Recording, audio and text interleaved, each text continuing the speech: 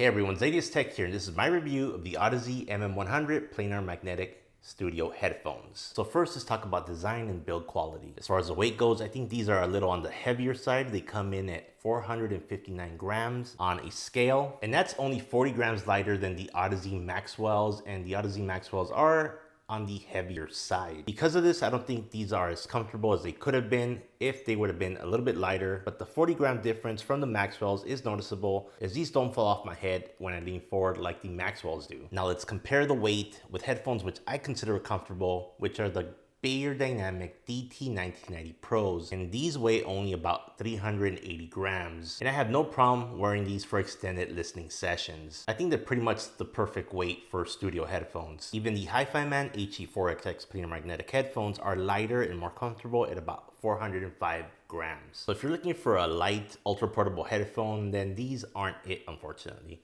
Now let's talk about the materials used on the MM-100s. The yokes and the grills are made of magnesium, and then you have a spring steel headband with a light layer of padding underneath, as you see right here. You have this pleather suspension strap, which actually helps distribute the weight pretty well. And as you can see here, you have 3 different adjustments for that head strap. The ear cups are much smaller than the traditional Audeze headphones, as you can see as we compare it with the LCD2 Classics on the right here. So that makes these Audeze MM-100s more portable. The ear cups can also tilt and swivel, and you can also swivel your ear cups such that your headphones can lay flat on your desk. The MM-100 features memory foam ear pads with a top layer that is gel filled to help keep your ears cool. Overall, the design of the MM-100 is very good, as they use the tried and true design of the Audeze Maxwells with this headphone, just with some adjustments to accommodate the open back nature of these headphones. I've been daily driving the Maxwells for 6 months now, and they look and feel the same as when I first got them. So that definitely speaks for itself in terms of the build quality. So I'm confident with the MM-100s that they are built to last. Now let's talk about comfort. In general, I'm not a fan of headphones that don't have a vertical ear cup adjustment, such as these LCD2 Classics. However, the MM-100s, just like the Maxwell, seem to fit well with the use of their adjustable suspension strap. Just keep in mind that the strap only has these 3 settings that you see right here on each side that you can adjust them to. So I've even seen some people put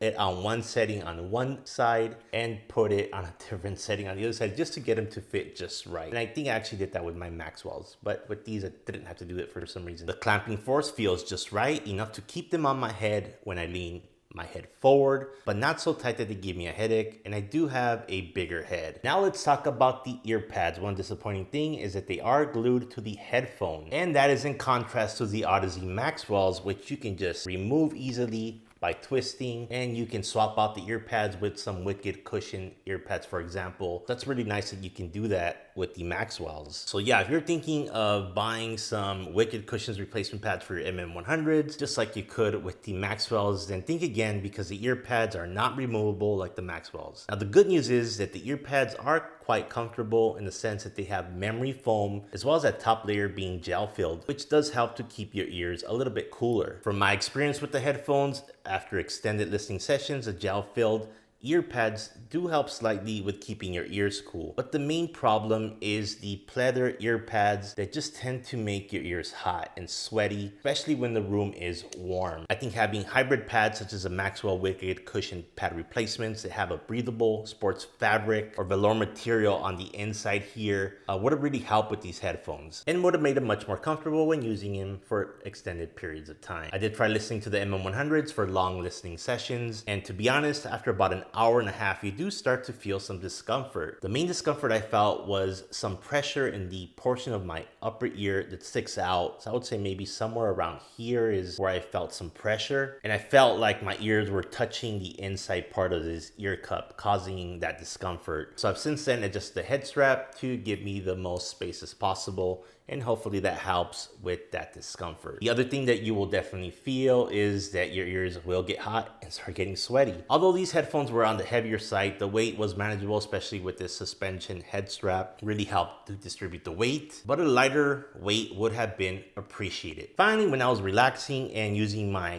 headphones with my smartphone, the stock audio cable was just too long and gets in the way, especially when you connect an audio adapter to be able to connect it to your smartphone with the Apple dongle, and this audio adapter right here, it just got in the way. Although it was nice to be able to connect the audio cable to either the left or right, depending on how I was sitting or lying down. That was a nice feature to have with these headphones. But yeah, if you're gonna be using these headphones primarily with your smartphone, I would recommend that you buy a shorter, lightweight cable with a 3.5mm plug. However, you'll wanna make sure that that cable will be compatible with the Audeze MM-100 due to the way it is wired on the ear cup side, such that you can plug in the audio cable to either ear cup and it works. Then inside of the ear cup, these might be wired differently than other headphones. So now let's talk about sound quality, and I'll try to get as in-depth as I can. First, let's talk about the bass. There's definitely a bump in the sub bass and bass on these headphones. This is the type of bass that I hope to get with the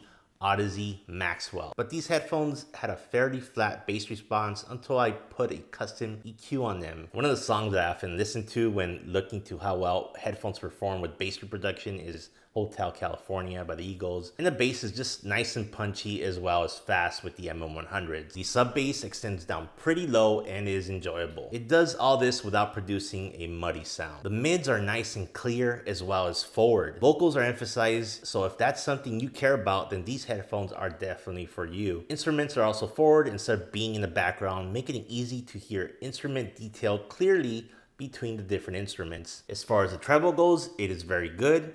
It does not seem to roll off at the very top, which also means that sometimes when listening to music, certain notes may come off to be a bit sharp, but I only noticed it when listening to certain songs. I have not seen the frequency response chart for these MM-100 headphones yet, but if I were to guess, there might be some peak somewhere in the treble region on these. Now let's talk about soundstage. And I know some of you are not gonna like hearing this, but trust me, it's not the end of the world with these headphones. These headphones have a narrow soundstage, and I think that's due in part to the vocals and instruments being so forward. It just brings in everything in closer to you. If having a wide soundstage is a deal breaker for you, then these headphones are not for you. But honestly, I don't think it's the end of the world. Even with its narrow soundstage, the imaging on these headphones is excellent. You can definitely pinpoint where the different instrument sounds are coming from, even though you don't have that wide soundstage. I wish I could say that these don't have a narrow soundstage, but I literally went through almost my entire headphone collection and could not find a headphone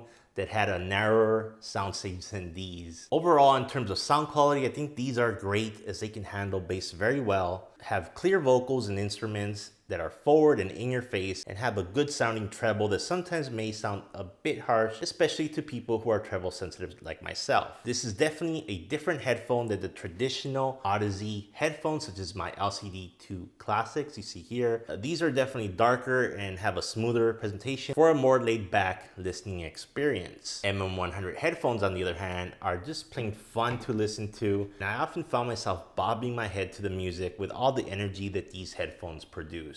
Now let's talk about connectivity. I wanted to add this section because I wanted you to be aware of a few things with these headphones. First, these headphones have a great feature in that you can plug in the audio cable either to the right ear cup, set that, or to the left ear cup, and they'll work just fine. Right and left channels will be played correctly no matter which side you connect to. The drawback of this is that if you're gonna buy a replacement cable, you'll have to make sure that it's compatible with the MM-100s, as the internal wiring on the ear cups is gonna be different than other headphones. Because these headphones are designed that way, that may also open it up to be able to buy a balanced cable for these, but I don't think that's necessary, as these headphones are really easy to drive. They have an impedance of only 18 ohms and a sensitivity of 98 dB. So I hooked up these headphones to my iPhone using the Apple Lightning dongle adapter, and these sounded very good just from the audio coming from the iPhone, and I had the volume level set at 80% and they were plenty loud. I really like that these headphones don't require me to have an external DAC amp just to listen to them on my smartphone. I also did try the V-Moda mic on these, but unfortunately it didn't work as it just froze up my M1 MacBook Pro and actually made it reboot. So I did not want to test any further as I didn't want to damage my laptop. I also do want to note that the stock cable that comes with the MM-100s terminates in a 6.35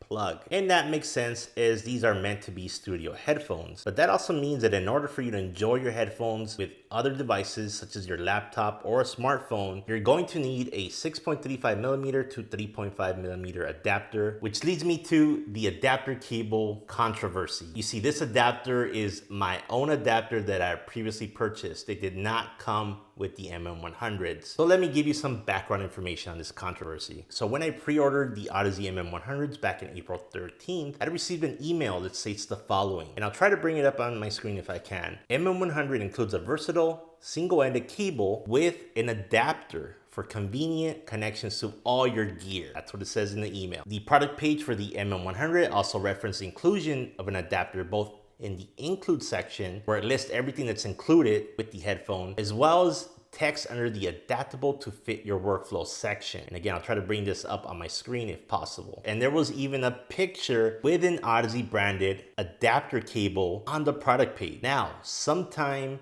in July or August, Audeze removed both the picture that included the 6.35 to 3.5mm adapter, as well as removed it from the include section on the web page. However, they left the text that mentions the adapter in the adaptable to fit your workflow section. And I'll try to bring up a graphic here of the before and after of what it looks like. So now let's move forward to when I actually received and unboxed my Audeze MM100s. And guess what? They did not include the 6.35mm to 3.5mm adapter. It was missing. I don't know about you guys, but this is very shady on the part of Audeze. I mean, this adapter, if I were to buy it now, costs about $16. So once I realized that the headphones were supposed to come with the adapter, I submitted a support ticket to Audeze where I referenced the text under the adaptable to fit your workflow section under the web page. Well, guess what? They have yet to respond to my request for them to send me an adapter. But sure enough, a few hours after I submitted my request on September 1st, the text that mentions the adapter in the adaptable to fit your workflow section was removed. So now all references to the adapter that was supposed to be included are now gone from the Audeze webpage. So again, I think this is shady on the part of Audeze. They should have sent some kind of communication, whether email or a press release or something on their webpage that explained the situation. So I'm not too happy about this. And here's how I propose that Audeze makes it right. Everyone that pre-ordered or back-ordered the MM100s on or before September 1st should get an adapter shipped to them for free. Everyone that back-ordered after September 1st won't get the adapter cable, as there was no mention of it on their product webpage. But also, Audeze needs to explicitly state on their Audeze MM100 product webpage that an adapter cable is not included, so that there is absolutely no confusion. So the ball's in your court, Audeze. I hope you do the right thing. So moving on to known issues. A couple of people have mentioned that when they received their MM100s, when the audio cable was plugged in to the left ear cup, the channels were reversed. So I did not experience this with my MM100s, but I do recommend that you test your headphones when you get them. And those that have this issue should contact Audeze for a replacement unit if that's something that bothers you. Now let's talk about the price. At $399, these are a great value for Audeze Studio headphones, especially when you compare it to the LCD2 Classics at double the price at $800. But just know that you're not getting the traditional sounding Audezes. You're getting a new Audeze sound signature that is more in line with the Audeze MM500 from what I remember when I listened to them at CanJam. I know that there are other headphones out there that are cheaper that people might consider, such as the Headphone Sundara,